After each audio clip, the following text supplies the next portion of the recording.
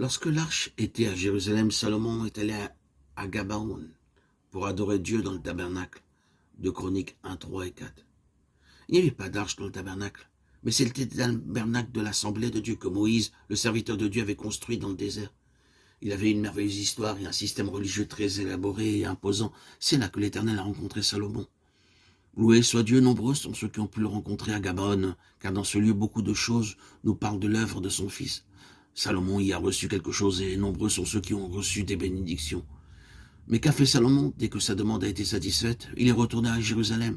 Il a offert des holocaustes et des sacrifices d'action de grâce devant l'arche de l'alliance du Seigneur. 1 Roi 3,15. Quand une âme est réellement enseignée par Dieu, le message du pardon des péchés ne suffit plus. Même la lumière, la nourriture et la vie de prière ne suffisent plus. Ceux qui ont la sagesse d'en haut ne seront satisfaits par rien de moins que par l'arche. La question vitale, ce n'est pas que puis-je recevoir du Seigneur, mais bien celle-ci. Quelle place occupe-t-il? Quelle place est donnée au témoignage de Dieu concernant son Fils? C'est pouvoir dire, voici l'agneau de Dieu, Jean 1, 29, 36. Si nous en sommes au stade de l'œuvre accomplie par le Seigneur, nous demeurons encore dans le tabernacle. Que celui-ci se trouve à Shiloh ou à Gabaon, cela importe peu. Ce qui est primordial, c'est de savoir où se trouve l'arche. Que signifie donc apporter l'arche à Jérusalem? Et pourquoi avoir une tente pour l'arche? Le Seigneur a déclaré que l'arche devait être dans le temple à Jérusalem et dans le royaume.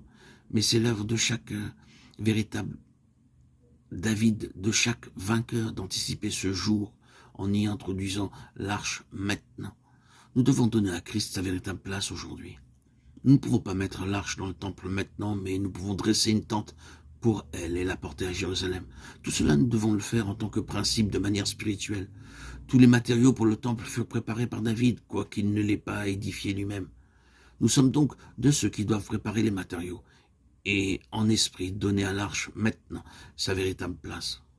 Ce qui caractérise le royaume de Dieu aujourd'hui et le royaume de Dieu lors du millénium, ce ne sera pas une question liée à la qualité, mais à la quantité.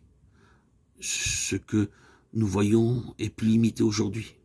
La sphère en est plus réduite, mais cependant sa nature demeure la même. Cette œuvre se réalise dans la vie de certains individus maintenant, mais alors cela s'étendra au monde tout entier. Si je vis sous la souveraineté de Dieu maintenant, alors je suis aussi dans son royaume. Pendant le millénium, tout le monde devra vivre sous la souveraineté de Dieu, sous la seigneurie de Christ. C'est ce que représente l'arche, que Christ soit tout en tous. Le cœur de Dieu tend vers ce jour où les royaumes de ce monde deviendront le royaume de notre Seigneur et de son Christ. Le royaume de 1000 ans et le royaume éternel sont étroitement liés, car le millénium introduira le royaume éternel. Le cœur de Dieu est tourné vers le royaume. Vers quoi se tournent nos cœurs? Le royaume ne viendra pas automatiquement dans nos cœurs. Nous devons faire quelque chose pour l'introduire. Avons-nous dressé une tente à Jérusalem? Préparons-nous ainsi l'introduction de l'arche dans le temple lors du royaume de 1000 ans?